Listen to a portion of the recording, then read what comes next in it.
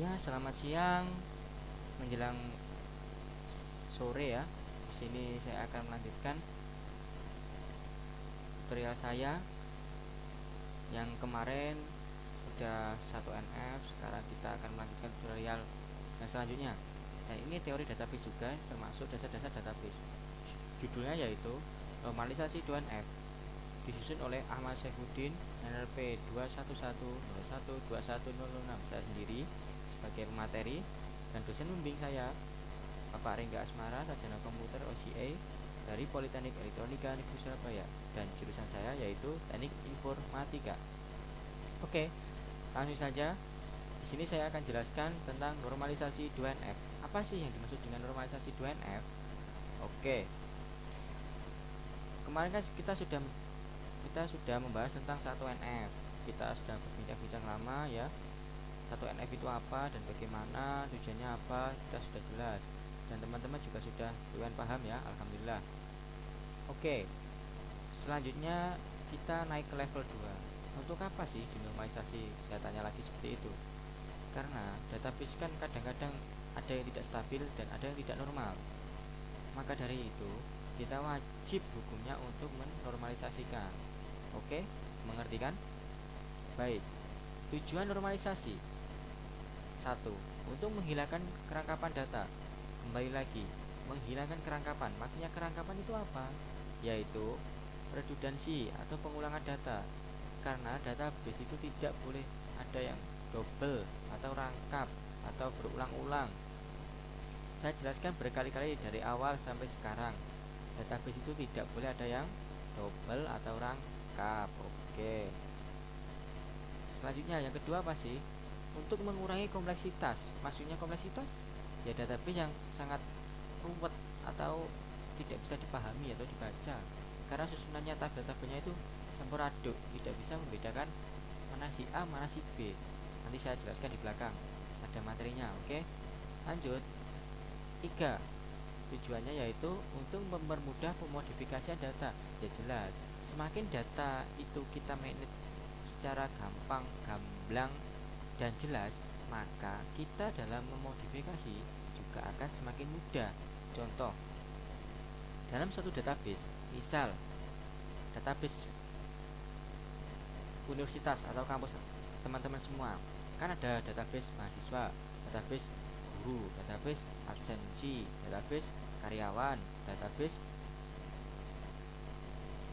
perpustakaan, database FRS atau apa dan sebagainya. Nah, semuanya itu harus kita pisahkan, sendiri-sendirikan, tidak boleh kita satukan. Aslinya apa? Karena apabila kita satukan, maka suatu database itu kita bingung dalam maintain atau memodifikasi jika suatu saat nanti kita perlu memodifikasi database tersebut. Seperti itu. Coba kalian pikir. Jika database mahasiswa dan database dosen kita gabung, apa yang terjadi? Maka si admin database akan kebingungan dalam menentukan ini nama si dosen atau nama si mahasiswa, karena datanya itu bergandengan, tidak dipisah. Makanya itu kita lakukan normalisasi namanya. Ini maksudnya untuk mempermudah pemodifikasian suatu data. Maksudnya data yaitu database. Oke, lanjut. Nah, ini apa ini? Aturan. Kemarin di database tutorial kemarin sudah saya jelaskan aturan normalisasi 1NF atau first NF. Sekarang aturan normalisasi 2NF. 1 sudah mulai dalam bentuk norma ke 1NF. Sudah jelas, tidak ada yang namanya normalisasi itu langsung dari 2, dari 3, nanti ada dari 4 langsung, itu enggak boleh. Harus mulai dari awal dulu. Awalnya berapa? Ada 1NF. Seperti itu. Terus semua atribut bukan kunci, hanya boleh tergantung fungsional berdasarkan pada atribut kunci. Bagaimana maksudnya? Semua atribut itu tidak boleh kunci atau primary key. Jadi hanya ada satu dalam suatu tabel itu adanya satu yang dinamakan primary key, yang lainnya itu namanya foreign key. Nanti saya kasih contohnya. Terus nomor 3 ada jika ada ketergantungan parsial. Maksudnya apa ini? Ya kan ini namanya ketergantungan. Ada parsial, ada partisipan. Parsial itu yang many to many, pasifan itu one to many, maka atribut tersebut harus dipisah pada tabel yang lain. Jika ada many to many, maka syaratnya harus dipisah. Kita kembali ke flashback ke database yang pertama, pengenalan suatu database. Itu bagaimana? Itu kita jelaskan yang pertama dulu. Terus perlu ada tabel penghubung ataupun kehadiran foreign key. Nah, saya jelaskan tadi ya, foreign key bagi atribut yang telah dipisah tadi. Apa sih foreign key? Foreign key itu adalah kopian dari primary key yang diletakkan di suatu tabel lain untuk mengacu pada suatu database pada tabel tersebut. Contoh, saling bergantungan. Nanti di belakang saya kasih contohnya. Kalau di sini nanti mungkin kalian akan bingung ya, soalnya tidak ada gambarnya. Kita lanjut saja. Second, normalisasi atau normal form. Pengertian normalisasi 2NF ini baru masuk pengertian ya. Siapkan pikiran Anda, konsentrasi, kita simak. Saya jelaskan ya.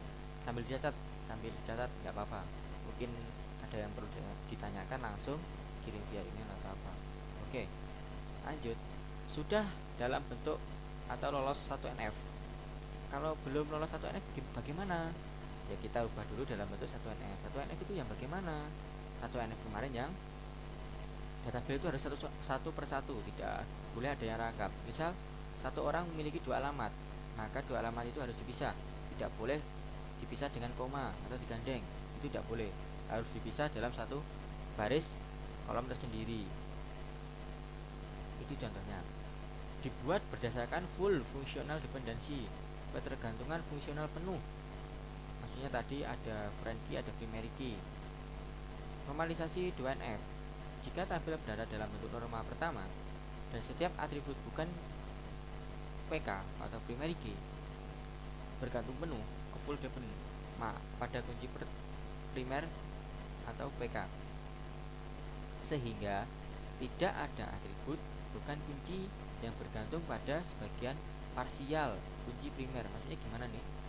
Kok sehingga tidak ada atribut bukan kunci yang bergantung pada sebagian parsial kunci primer. Maksudnya itu tidak ada yang hubungannya itu parsial, jadi harus partisipan. One to many, kalau ada many to many diapakan? Harus dipisah. Kalau di teori itu ada many to many, tapi kalau dalam fisiknya itu tidak ada. Itu dapat membingungkan kalian dalam menyusun suatu database. Oke, itu triknya. Kedua, nah ini kita masuk contoh ya. Contoh, tabel berikut memenuhi satu NF tapi tidak termasuk 2NF. Ya jelas. Mahasiswa memiliki NRP, mahasiswa nama, mahasiswa alamat, mahasiswa mata kuliah kode, mata kuliah nama, mata kuliah SKS, nilai huruf. Tidak memenuhi 2NF karena mahasiswa atau mata kuliah kode, NRP dan mata kode yang dianggap sebagai primary key. Sedangkan ya jadi primary key ada dua ya. Ada mahasiswa NRP dan ada mata kuliah kode. Itu dua primary key yang berbeda. Maksudnya gimana? Mahasiswa dan NRP nanti dipisah dijadikan satu mahasiswa NRP. Ini mahasiswa NRP, ini mahasiswa nama, mahasiswa alamat, ini dijadikan satu tabel. Kemudian mahasiswa kode, mahasiswa mata kuliah kode, mata kuliah nama, mata kuliah SKS, nilai huruf ini dijadikan satu tabel. Jadi ada dua tabel. Namanya 2NF itu dipisah menjadi dua tabel.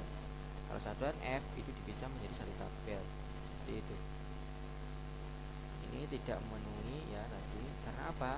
Mahasiswa NRP tidak, mahasiswa nama ini tidak bergantung kepada mahasiswa NRP dan mata kuliah kode. Masa nama bergantung pada mata kuliah kode? Ya enggak kan? Namanya mahasiswa nama ya bergantung pada mahasiswa NRP. Alamat apakah bergantung dengan kode? Tidak. Mata kuliah nama bergantung pada mahasiswa NRP? Tidak. Mata kuliah nama bergantung pada mata kuliah kode. Mata kuliah SKS bergantung pada mata kuliah kode tapi tidak bergantung pada NRP. Ini nilai huruf juga termasuk, nanti direlasikan. Update dulu. Update dulu. Tabel di atas perlu dekomposisi, maksudnya di dekomposisi itu diapakan? Kita pisah atau kita uraikan menjadi beberapa tabel yang memenuhi syarat 2NF. Bagaimana sih syaratnya? Ini kita lanjut. Contoh sambungan. Fungsional redundansi penuh. Ini penuh ya, bukan FD lagi. Kalau FD itu tingkat 1. Mahasiswa NRP mata kuliah kode. Ini bergantung pada nilai huruf. Ini masuk full redundansi 1. Mahasiswa NRP itu masuk ke mahasiswa nama atau mahasiswa alamat. Mahasiswa NRP, mahasiswa nama, mahasiswa alamat itu bergantung pada mahasiswa NRP. Maksudnya bergantung mana? Jadi apabila nanti di query ya, dicari, hanya dimasukkan dengan numerikinya saja. Sudah membedakan antara mahasiswa satu dan mahasiswa lainnya. Itu maksudnya bergantung. Terus mata kuliah nama, mata kuliah SKS bergantung pada apa? Ya jelas mata kuliah kode. Sorry tadi saya agak sedikit lupa. Tadi nilai huruf bergantung pada mata kuliah kode ya. Ini salah, kurang tepat ya, bukan salah. Nilai huruf itu berdiri sendiri, yaitu bergantung pada mata kuliah dan mahasiswa NRP. Jadi maksudnya gini, satu mahasiswa dan satu mata kuliah itu memiliki satu nilai, seperti itu. FD1 mahasiswa NRP MK kode nilai huruf, jadikan tabel nilai. Mahasiswa NRP mahasiswa nama mahasiswa alamat, jadikan tabel mahasiswa. Mata kuliah kode, mata kuliah nama, mata kuliah SK, jadikan satu tabel mata kuliah. Jadi ada berapa? Dari bentuk satu tabel kita ubah menjadi 3. Kan rumusnya X-1. Apabila ada 3 tabel, maka itu termasuk normalisasi 2NF karena 3 kurangi 1, itu rumusnya. Oke, sudah paham? Ini mata kuliah kode, ini mahasiswa NRP. Ini primary key, ini foreign key. Kita gabung, kita parsialkan. Soalnya apa? Karena ini asumsinya jika satu mahasiswa, satu mata kuliah itu memiliki satu nilai, seperti itu. Contoh 2. Suatu format tabel 1NF menghilangkan redundansi, benar kan? Oke, benar. NIP sekian, ada berapa kolom? 1, 2, 3, 4, 5, 6. Ini namanya tabel karyawan. Untuk norma kedua bagaimana? Di Kompas ini belum normal ya. Ini masih bisa dinormalkan lagi. Kita bisa. Tabel karyawan kita sendirikan. Dari NIP, nama karyawan, nama departemen, dan gaji kita sendirikan.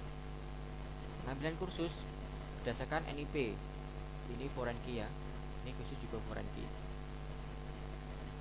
Maksudnya ini di garis bawah kenapa? Karena satu NRP, asumsinya satu NRP, satu kursusan diambil oleh satu mahasiswa pada tanggal sekian, seperti itu. Tanggalnya boleh sama, tapi mahasiswanya beda-beda dan kursusnya pun juga beda-beda.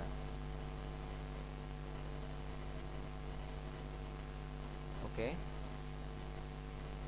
seperti itu. Ini ada 2 ya.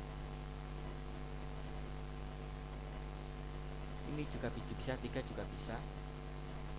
NIP, nama karyawan, nama departemen, gaji disendirikan juga bisa. Tapi ini lebih efisiennya cukup 2 saja sudah cukup, ya nggak apa-apa. Apabila masih dikecilkan bagaimana? Ya nggak apa-apa kalau masih bisa dikecilkan lagi. Tapi di sini aturannya kita hanya membentuk suatu normalisasi 2NF. Seperti itu. Apakah sudah paham? Oke, kita lanjutkan. Oh, sekian presentasi dari saya. Apabila ada salahnya, ada salah kata, ada salah materi atau kurang jelas, saya mohon maaf sebesar-besarnya ya. Dan apabila teman-teman ingin bertanya, langsung saja layangkan komentar di bawah komen video ini. Nanti saya akan upload di YouTube. Oke? Sekian, terima kasih. Selamat siang dan assalamualaikum warahmatullahi wabarakatuh.